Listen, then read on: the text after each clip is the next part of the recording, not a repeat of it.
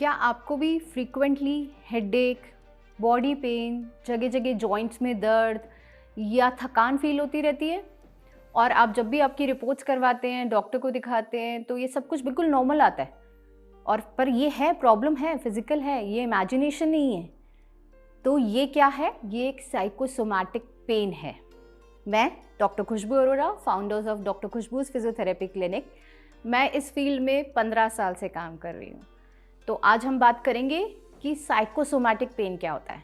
Psycho means your mind and Soma means your body. जब आपकी body काफ़ी लंबे समय से जब स्ट्रेस में है तो वो एक हार्मोन रिलीज़ करती है, एक केमिकल टाइप रिलीज़ करती है जिसको कहते हैं कॉर्टिसोल। तो उसके कारण से आपकी बॉडी में जगह जगह पेन रहना, गर्दन में दर्द रहना, कंधे में दर्द रहना, जॉइंट में पेन होना, ये सब होता है। ये रीसेंट रिसर्चेस में देखा है कि विमेंस को बहुत ज़्यादा ये प्रॉब्लम है स्ट्रेस एंड एंजाइटी की बजाय कि मेल्स के। 65% womens are suffering from this because उनके अंदर जो ये हार्मोनल चेंजेस होते हैं मेंस्ट्रुअल साइकिल के कारण, मीनोपॉज के कारण, प्रेगनेंसी के कारण या फिर प्रेगनेंसी के बाद में जो भी प्रॉब्लम्स होती है उसके कारण, ये जो हार्मोनल चेंजेस होते हैं उसके कारण से ये स्ट्रेस, एंजाइटी और ये सारे प्रॉब्लम्स रहते हैं।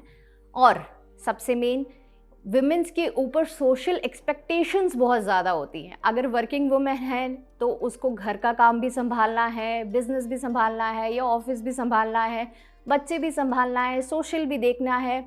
तो मल्टीटास्किंग होने के कारण विमेंस के ऊपर काफ़ी सारा ये प्रेशर होता है और कह सकते हैं कि विमेंस को डिसीजन काफ़ी सारे लेने होते हैं। अगर हम बात करें तो हाउसवाइफ की, पूरे दिन भर में मेल से ज़्यादा जो डिसीजंस लेती हैं वो फीमेल्स होती हैं।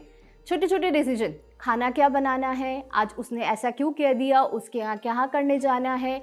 और अगर वर्किंग विमेन है तो वो और डिसीजन मेकिंग ज़्यादा हो जाएंगे। तो इन सब के कारण जो उनके ऊपर स्ट्रेस रहता है, जो ये प्रेशर रहता है, इसके कारण से ये जो साइकोसोमैटिक पेन्स होते हैं। बात करेंगे कि साइकोसोमैटिक पेन्स के अंदर कैसे कैसे आपको पता चलेगा कि ये मेरा साइकोसोमैटिक पेन है। अगर आपके जॉ में पेन हो रहा है, हेडेक हो रहा है, हाफ साइड हेडेक हो रहा है, बहुत तेज़ रोशनी से प्रॉब्लम हो रही है, तेज़ आवाज़ से प्रॉब्लम हो रही है, नेक में पेन है, शोल्डर में पेन है, लो बैक पेन है, जॉइंट्स में पेन है, ब्रेस्ट में काफ़ी हैवीनेस रहता है, अगर चेस्ट पेन रहता है, गट इश्यूज़ रहते हैं, जैसे कि अगर आपको गैस्ट्रिक इश्यूज़ ज़्यादा रहते हैं, डाइजेशन प्रॉब्लम ज़्यादा हो रही है, या फिर आपके वेजाइनल डिस्चार्ज भी, ये सब भी साइकोसोमैटिक के कारण ही होते हैं। आप में ब्रेन में फॉगिंगनेस रहती है, आप किसी चीज़ पे कंटिन्यूस फोकस नहीं कर पाते, बाल पतले होना, बाल झड़ना, ये भी स्ट्रेस के कारण है। ये सारी चीज़ें जो है आपके, ये स्ट्रेस के कारण है। हमें पता नहीं चलता है कि हम ये स्ट्रेस लेके बैठे हुए हैं बहुत टाइम से। हम क्या कहते हैं, स्ट्रेस मैनेजमेंट। स्ट्रेस को भी मैनेज करना बहुत ज़रूरी है क्या? जैसे कि हम मैनेज करते हैं अपने घर को, अपने काम को, अपने बच्चों को, हर चीज़ को मैनेज करते हैं, तो अब क्या हम स्ट्रेस को भी मैनेज करते हैं? क्योंकि हमने स्ट्रेस को अपनी दिनचर्या में ले लिया है। तो ये एक दिनचर्या नहीं है हमारी। स्ट्रेस हमारे लिए, हमने उसको एक्सेप्ट कर लिया कि हाँ हमारी दिनचर्या, इसलिए हम स्ट्रेस मैनेजमेंट करेंगे। बट स्ट्रेस को रिलीज़ करना है, मैनेज नहीं करना है। आपसे मैं ये कहना चाहूँगी कि आप कैसे इस स्ट्रेस को मैनेज करेंगे, कैसे आप इसको डील करेंगे और कैसे आप इसको रिलीज़ करेंगे। कुछ लाइफस्टाइल चेंजेस हैं हमारे इसके अंदर, जैसे कि हमारी सुबह सुबह उठ के मॉर्निंग वॉक अगर हम कर रहे हैं, अगर नहीं कर पा रहे हैं मॉर्निंग वॉक तो कोई बात नहीं, बेयरफुट गार्डन में जब भी हमें टाइम मिले, नंगे पैर हम गार्डन में घूम रहे हैं, वो हमारा स्ट्रेस रिलीज़ कर देता है। कम से कम कैफ़ीन इंटेक करें।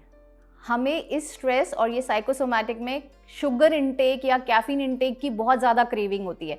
कम से कम शुगर एंड कैफ़ीन इंटेक करें। ज़्यादा से ज़्यादा पानी पिए, 4 से 4.5 लीटर पानी पिए। अपनी डाइट को डिस्ट्रीब्यूट करके खाएं, बजाय कि आप एक मील ले रहे हैं और वो कोई पूरा ले रहे हैं, आप थोड़ा थोड़ा मील्स में लें।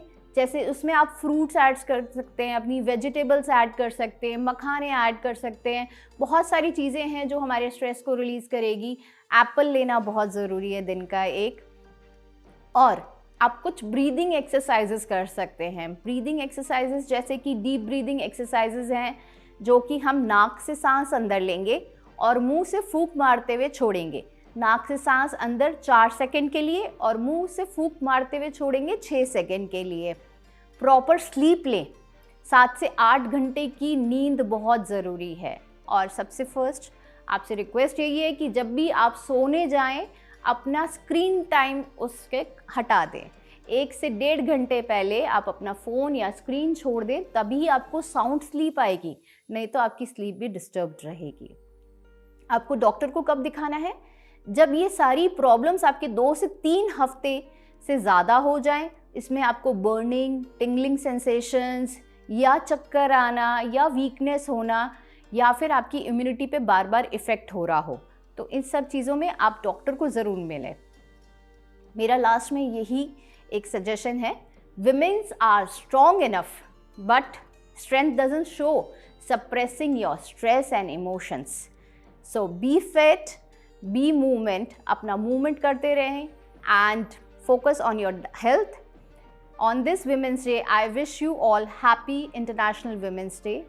इसके लिए अगर आप मुझसे कांटेक्ट करना चाहें तो my number is 7877110567 and my clinic is in हिरन मगरी सेक्टर 5। जय हिंद, जय भारत।